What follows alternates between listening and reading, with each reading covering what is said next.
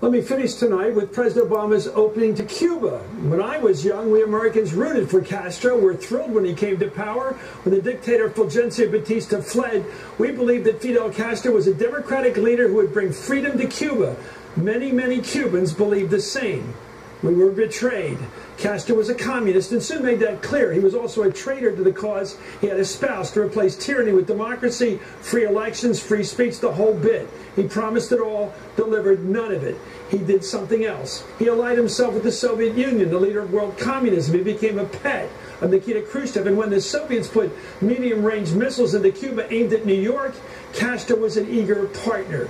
So I've been through the Cold War, the betrayal of the Cuban Revolution, the Cuban Missile Crisis. I suppose I can't expect an American president born in the year of the Bay of Pigs to have the same perspective, the same deep-seated attitude. Besides, I've seen what happens when a communist tyranny gets invaded by Western influence.